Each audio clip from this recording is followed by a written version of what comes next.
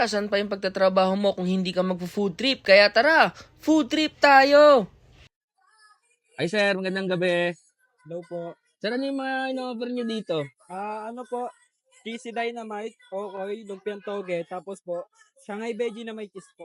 No, sir, may veggie. Ito sir, cheesy dynamite, Yes no? po. Magkano naman yung ganito sir? 10 na lang po. 10, ito po, 10 din po. 10, 10 po. Tapos dito po, 320. Tatlo po. 320.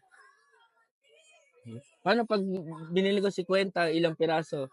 At ano po, tatlo, 60 po dapat. Oo, 60 dapat. Hindi pwedeng 50 lang. Opo. Hindi pwede. Sige. Sir, pa-order na ako nito ng Okoy tsaka ng Dynamite, sir. Titikman ko yung Ilan ano, pong sir. okoy? Tigisa, sir, no? Tikman ko, sir. Sir, dito lang ba pwesto niyo, sir, sa Bazaar o may pwesto talaga kayo, sir? Pwesto po kami sa palengke po, doon po sa may Bustos, sa may Bustos palengke po. Tapos meron din po sa Rafael Bazaar. Tapos meron din po sa bayan ng Baliwag po. Sir, ano pa pangalan mo, sir? Denray Bernardo po.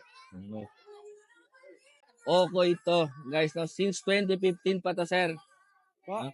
Since 2015 pa yung Opo. ano. Sige, sir, titikman ko yung ano, sir. Yay. Suka na lang po ba? Yung okay. Suka. Ito po, sir. Ayun, guys, oh. Sir. Yun, oh. Okay. Sige, sir. Tikiman time na, no? So, guys, no, tikman natin yung kanilang cheesy dynamite na 10 pesos lang na pagkabahaba, no? At pagka-cheesy.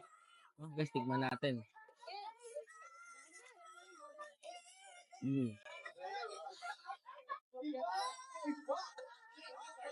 Ang cheesy nga. Gusto ko dito yung mas maanghang pa yung gusto ko sa ganito, eh.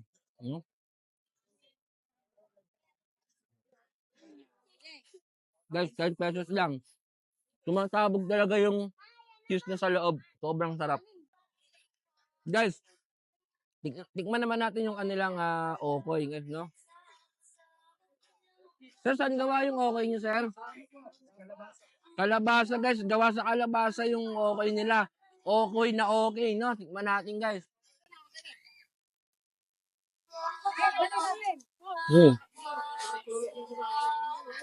Ang harap. Sa suka nila, ang sarap. Guys, pag nagawin kayo dito sa Bustos Food Park, pakipuntahan din tong CNH. Okay to. Okay na okay yung okay dito. Saan nagpapagyo kayo?